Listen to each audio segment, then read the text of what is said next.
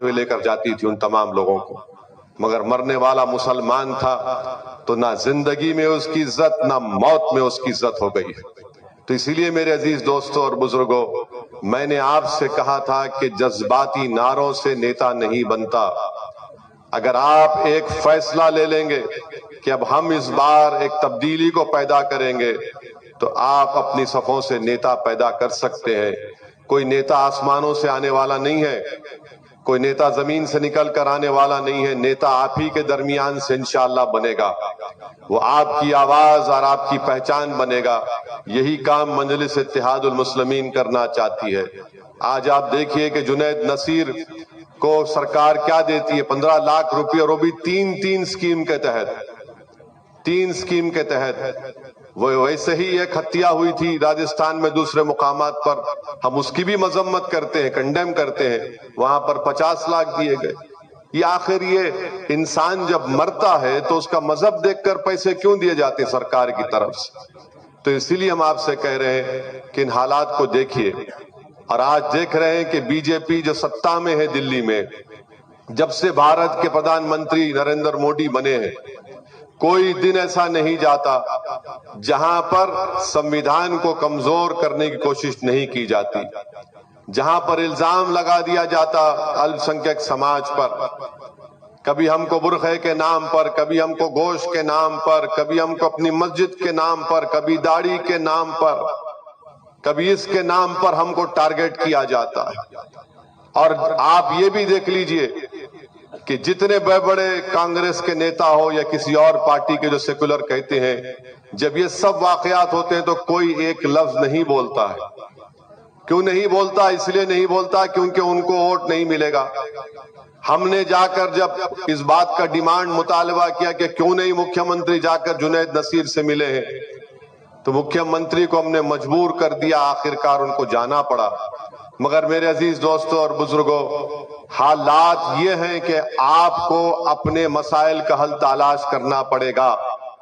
और याद रखिए, अल्लाह फरमाता है कि वो जो कौम अपने आप को बदलने के लिए तैयार नहीं है, अल्लाह उनको नहीं बदलता है।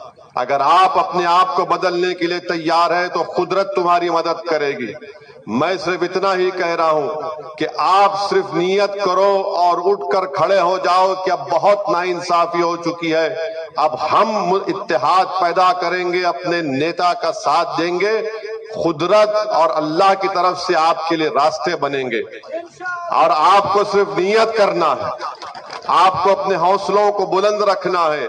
यकीनन आपके दिल में बात पैदा होगी कि ये आदमी तो आकर भाषण तो देकर जा रहा है, मगर ये सब कैसे होगा? मेरे अजीज दोस्तों और बुजुर्गों, ये इसलिए होगा क्योंकि आपकी नीयत साफ होगी, आपके हौसले रहेंगे और अल्लाह हमारी मदद करेगा। तो मेरी आपसे गुजारिश है कि अपने रोशन मुस्तकबिल के लिए जो लोग आज 50-55 साल के हो चुके हैं, मैं उनसे अपील कर रहा हूं, जो 70 साल के, अल्लाह आपको और सेहत दे। मगर आप अपने दिल पर हाथ रखकर सोचो कि आपने कितने मर्तबा इन लोगों का साथ दिया, क्या मिला आपको? अब कम से कम ये जो बच्चे बाद 12, 13, 15, 18 साल के हैं, इनका मुस्तकबिल अच्छा हो। जो मुश्किलात और तकालीफ हमने अपनी जवानी में उठाई, ये बच्चे वो तकालीफ ना उठाएं, हमारी बेटियां। और इसलिए जरूरी है कि आपको एक सियासी ताकत बनना है। और मैं अपनी जिंदगी, अल्लाह मुझे जब तक जिंदा रखेगा, मेरी कोशिश यही होगी कि कमजोरों को इंसाफ मिले, मजलूमों को ताकत मिले और जालिमों को खत्म किया जाए जमहूरी तरीके से। ये हमारी कोशिश है। तो मेरी आपसे गुजारिश है कि आप हमारा साथ दीजिए, आप मजलिस के मेंबर बनिए, मजलिस के संगठन को मजबूत करिए। और हम आपसे वादा कर रहे हैं कि अगर आप संगठन को मजबूत करेंगे तो यकीनन आने वाले विधानसभा में हम यहां से अपने उम्मीदवार को खड़ा करेंगे। अगर आप लोग इजाजत देते हैं तो हम खड़ा करेंगे, अगर आप चाहते हैं तो हम बराबर खड़ा करेंगे। तो इसीलिए हम आपसे अपील कर रहे हैं, नहीं हाथ तो उठा देते मगर पोलिंग बूथ में जाकर हाथ ये कहां जाता नहीं मालूम है। मैं देख चुका हूं, सब लोग बोले हम आपको साथ देंगे, फिर जब नतीजा निकलता है, नतीजा कुछ और निकलता है। ठीक है, अल्लाह आपके उस जज्बे को सलामत रखे। मैं नतीजा देखकर काम नहीं करता हूं, میرا کام یہ ہے کہ چاہے نتیجہ کچھ بھی آؤ، میں ایک دیوانے کی طرح ہوں جو پکارتا رہوں گا. جب تک اللہ مجھے زندہ رکھے گا میں ان باتوں کو کرتا رہوں گا.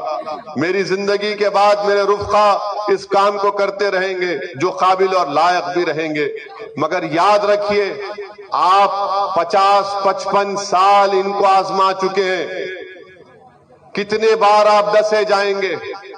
اللہ کے رسول صلی اللہ علیہ وسلم نے فرمایا کہ مومن کی شان یہ ہے کہ وہ ایک بار ایک بل سے سانپ سے ڈسا جاتا ہے، بار بار اس سے نہیں ڈسا جاتا. تو اپنے آپ کو بچائیے ان لوگوں سے. ملک کے حالات آپ کے سامنے ہیں اور پھر یہ لوگ آ کر بولیں گے کہ اویسی آنے سے بی جے پی کو فائدہ ہو جاتا ہے. آپ بتائیے کہ لوک سبھا کے چناؤ میں ہم نہیں تھے، کیسے پورا بی جے پی جیت گئی سیٹ؟ ہم تو آ کر نہ، ہمارا کوئی کینڈیڈیٹ امیدوار تو نہیں تھا یہاں پر، کیسے جیت گئی پورے بی جے پی؟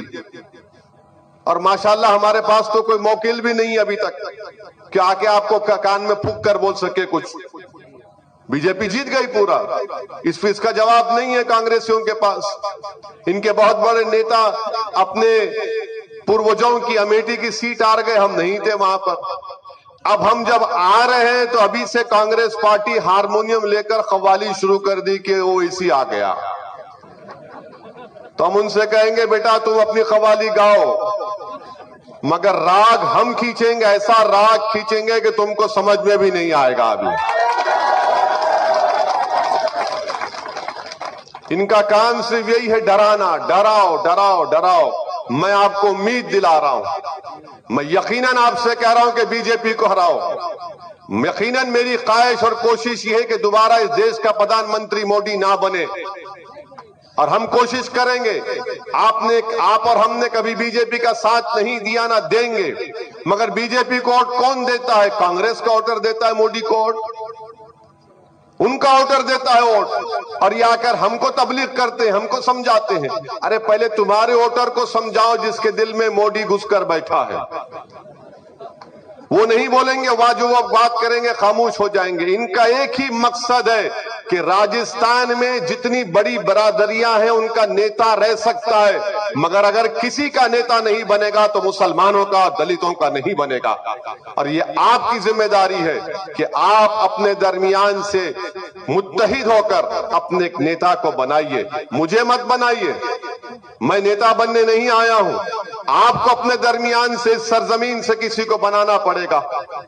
آپ نے کئی لوگوں کا ساتھ دیا، کیا کیا نہیں کیا آپ نے ان لوگوں کے لیے، مگر بتائیے کہ نتیجہ کیا نکلا؟ نتیجہ یہی نکلا کہ نقصان ہی ہوا ہمارا.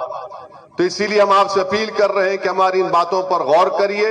اور آپ کا بے حد شکریہ کہ اتنی رات کو بھی آپ نکل کر آئے، اتنی بڑی تعداد میں آپ یہاں پر آئے.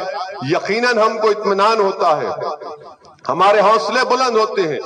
مگر مستقبل میں اگر ہم کو اسی جذبے کو برقرار رکھنا ہے تو مجلس کے سنگٹھن کو مضبوط کریے، مجلس کے آرگنائزیشن کو مضبوط کریے، مجلس کی ممبرشپ کو حاصل کریے اور اتحاد پیدا کریے. اتحاد کو مضبوط کریے، نفاق کی کیفیت کو دور کریے. اختلاف ہونا جائز ہے، مگر اختلاف اور مخالفت میں زمین آسمان کا فرق ہے. دو رائے ہو سکتی ہے، مگر جب بیٹھ کے مشورہ کر کے ایک رائے پہ کوئی قائم ہو جاتی ہے تو اس رائے پر رہیے. اور آپ تمام کا بہت شکریہ، فخر الدین صاحب کا شکریہ. اور ان کی میرے خیال سے 4 سال پرانی ان کی خواہش اس وقت پوری ہوئی جب وہ حیدرآباد کو آئے تھے. تو میں ان سے کہا کہ سائیں کہاں آ گئے تم؟ مجھے یقین نہیں آیا تھا. میں بولا راجستھان